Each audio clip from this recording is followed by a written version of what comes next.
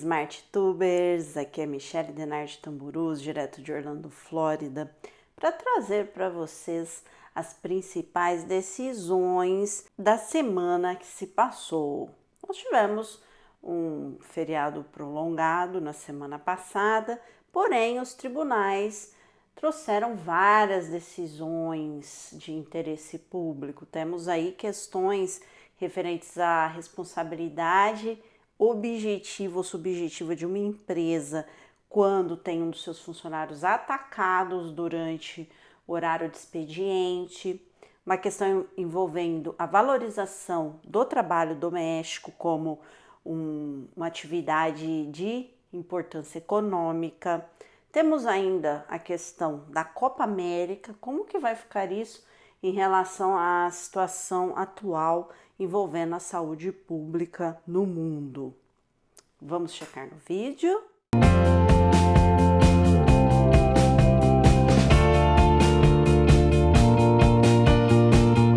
Nós temos que a Confederação dos Metalúrgicos entrou com uma medida judicial no Supremo Tribunal Federal pretendendo que se suspendesse a realização da Copa América. Tem inclusive um pedido de liminar para ser aprovada essa suspensão, impedindo que seja realizado referido campeonato.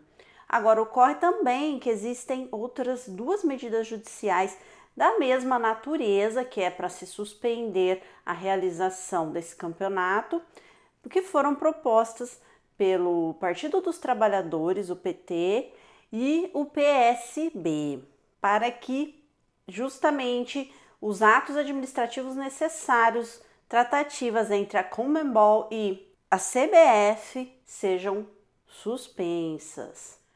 O Superior Tribunal de Justiça julgou um caso referente ao leilão de um imóvel que foi penhorado para pagamento de dívida de um dos proprietários desse imóvel. Nós chamamos aí, no caso, de uma propriedade indivisível, porque você tem um bem imóvel que pertence a mais de uma pessoa. E se uma dessas pessoas possui uma dívida, em decorrência dessa dívida existe uma penhora e leilão desse imóvel, havia uma discussão se isso seria possível, já que nós teríamos aqueles que não são responsáveis pela dívida sendo responsabilizados indiretamente, porque estaria perdendo o imóvel.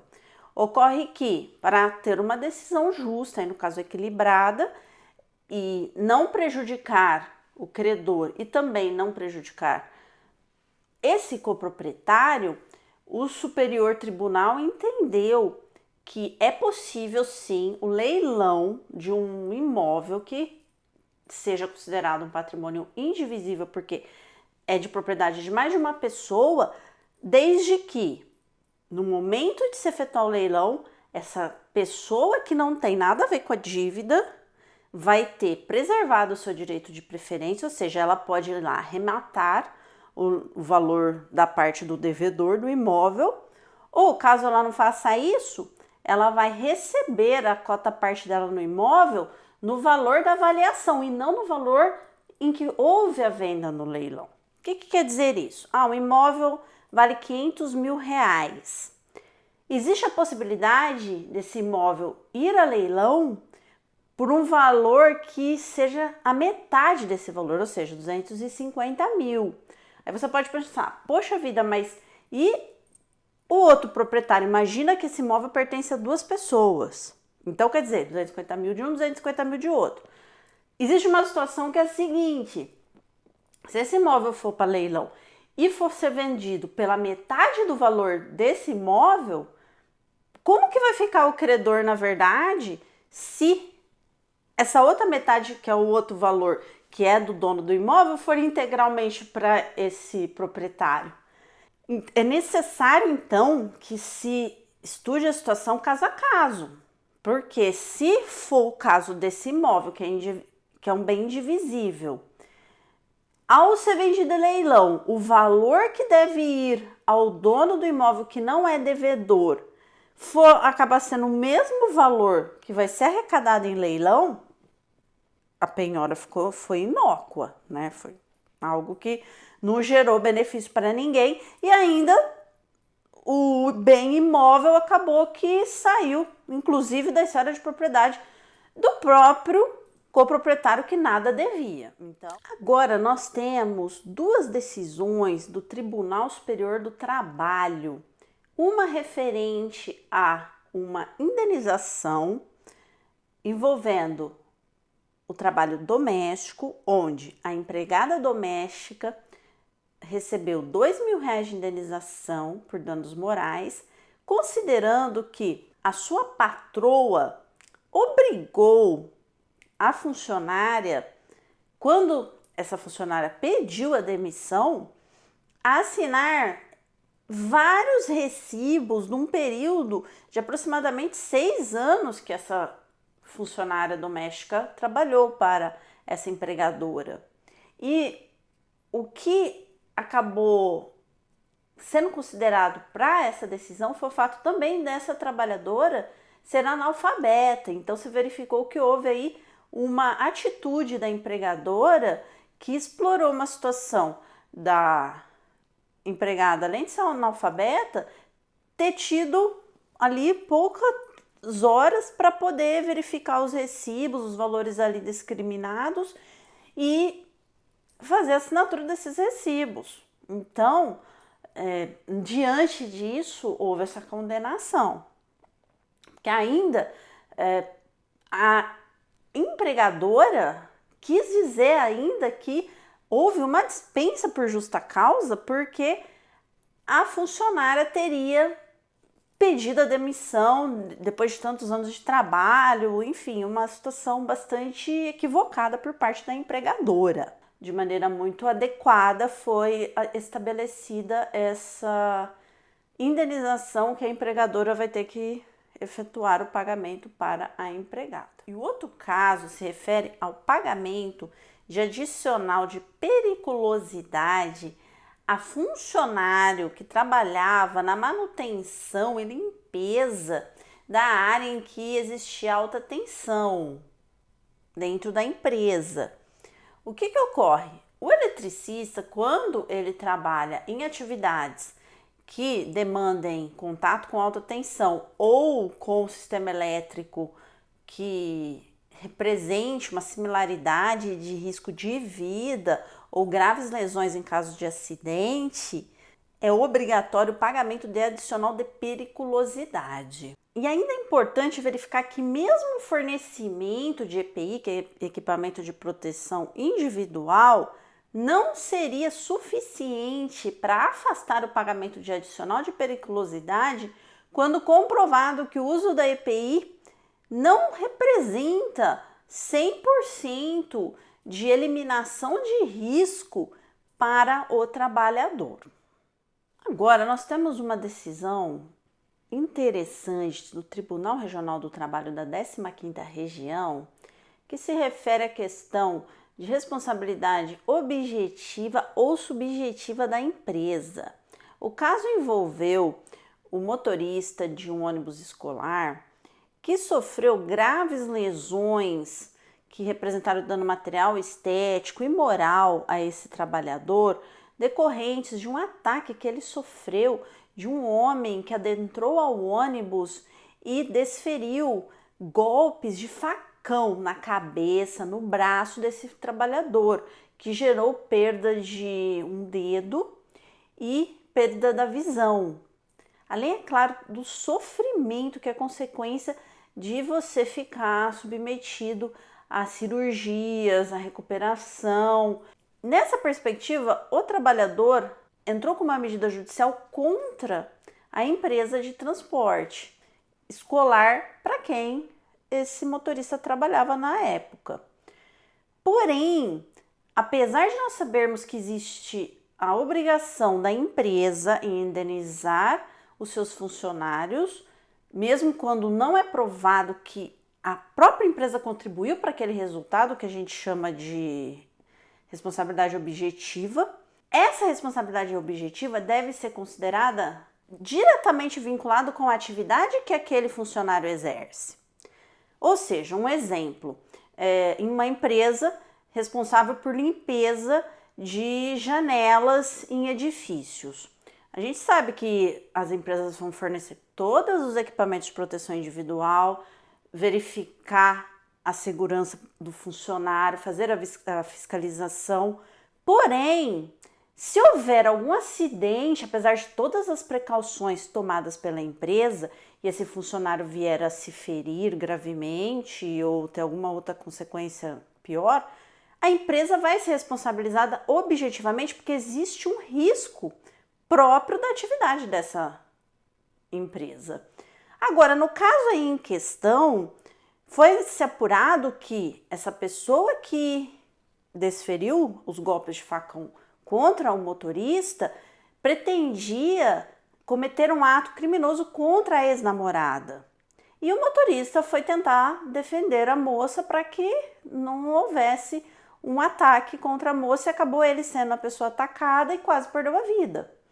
Então, a empresa nesse caso não vai ser considerada responsável por esse ato, porque não é um ato que envolve um risco diretamente vinculado à atividade e fim do motorista de um ônibus escolar.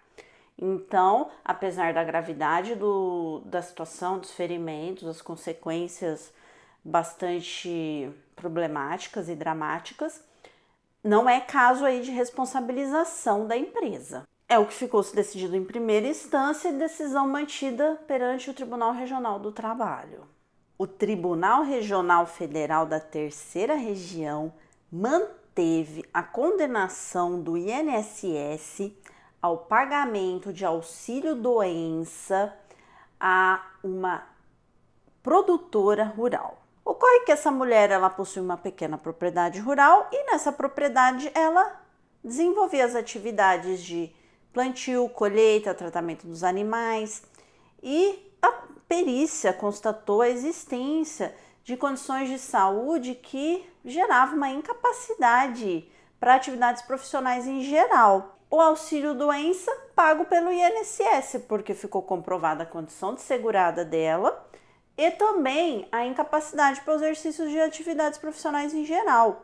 E a referência dessa decisão é muito importante, porque envolve uma questão de gênero e da importância da atividade doméstica na economia familiar, porque em algumas situações a mulher que desenvolve atividades no lar é uma atividade sim de natureza laborativa para efeitos de repercutir no setor da economia, de trazer um ganho econômico para os pares, no caso aí, para a própria entidade familiar e para a sociedade. Não é porque ela não tem uma remuneração fixa por um empregador que ela não é considerada uma trabalhadora. Inclusive foi observado pelo julgador que muitas vezes a atividade doméstica ela chega a ser tão árdua quanto qualquer outra atividade laborativa. Então, nada mais justo do que se verificar a necessidade de se dar o valor econômico necessário a esse trabalho doméstico desenvolvido pela trabalhadora rural, nesse caso, a segurada do INSS. E agora, SmartTubers, para finalizar a análise de algumas decisões dos tribunais superiores, nós temos o Tribunal de Justiça do Estado de São Paulo, TJSP. Primeiro aqui, eu vou trazer para vocês dois casos envolvendo indenização. O primeiro caso foi de uma aluna de academia que teve seu acesso barrado por funcionário de shopping center porque esse funcionário não acreditou que se tratava de aluna da academia. E o constrangimento gerado por essa situação, a espera que foi gerada, a falta de providências do próprio shopping center em corrigir esse ato praticado por um funcionário do shopping center, no caso aí um segurança, acabou gerando direito para a aluna da academia de receber indenização no valor de R$6.000, porque se constatou que não se tratou de um simples aborrecimento. E o outro caso envolve um rapaz que estava fazendo uma caminhada no Parque Ibirapuera e um galho da árvore se soltou e acertou esse transeunte, que acabou tendo sérias lesões nos braços, no peito e na cabeça.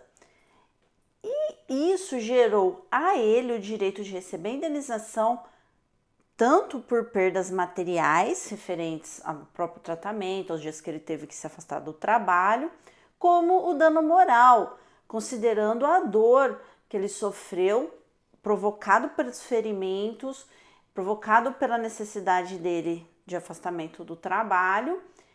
E ainda, isso ocorreu porque ficou apurado a responsabilidade do poder público por não ter dado adequada manutenção na área, que no caso é o Parque Ibirapuera, considerando que a árvore estava já com a sua existência comprometida em razão de contaminação por cupins.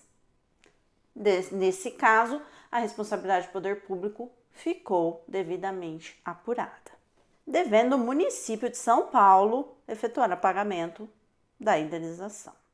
Também houve o julgamento de uma situação em que o motorista de aplicativo pretendeu exigir que o contrato com a empresa de aplicativo fosse restabelecida.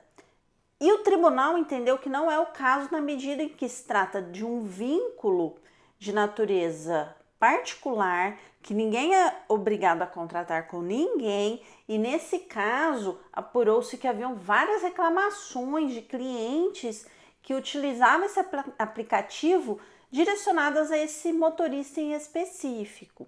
E vejam, pessoal, esse caso é totalmente diferente do caso que eu havia comentado há 2 semanas atrás, referente a uma situação também envolvendo motorista de aplicativo, mas ali no caso houve uma acusação injusta e que foi se apurada ser falsa, e também que não houve direito de defesa para o motorista de aplicativo. E ele não tinha sido reintegrado ao trabalho, mesmo depois de provado que aquela situação era uma situação inverídica. Então são casos diferentes. Mais uma vez, uma decisão referente ao uso da propriedade privada. O Tribunal de Justiça entendeu que quando existe uma situação como a dos dias de hoje, em que um funcionário é obrigado a trabalhar em regime de home office, existe a necessidade de colaboração da vizinhança em relação à atividade que essa pessoa desenvolve. No caso em questão, o vizinho foi condenado a se abster de assistir em determinados horários do dia e da noite programas de TV ou ouvir música em som muito alto. Por quê? Porque isso estava atrapalhando tanto o sono dessa vizinha como o trabalho dela em regime de home office. Essa decisão, naturalmente, que gera alguma situação de se pensar se está havendo aí uma limitação no direito do uso da propriedade por parte daquele que está fazendo muito barulho e incomodando a paz e o sossego da vizinhança. Então, apesar de eu ter o direito de uso da minha propriedade, eu naturalmente tenho que compreender que o meu direito de uso não pode invadir o direito de uso dos meus vizinhos. E o importante é manter-se o sossego na área e também a possibilidade de que as pessoas trabalhem, até porque na situação atual nós sabemos que às vezes a pessoa não tem escolha, ela é obrigada a trabalhar em casa. Ou ela trabalha ou ela não tem como sustentar a própria família. Então, nesse caso, o tribunal, de maneira bastante direta e sóbria, entendeu que deve-se privilegiar o direito ao trabalho e ao sossego. E nesse caso, esse vizinho vai ter sim a limitação, fazendo barulhos que ultrapassam o aceitável para que se mantenha o sossego na vizinhança. Agradeço por terem assistido até aqui o vídeo. E não esqueçam de se inscrever, acionar o sininho para receber atualizações do conteúdo da Semana dos Tribunais e outros conteúdos também, que são os assuntos da semana. E curtam, compartilhem, deixem seus comentários. Espero vê-los aqui novamente. Até a próxima!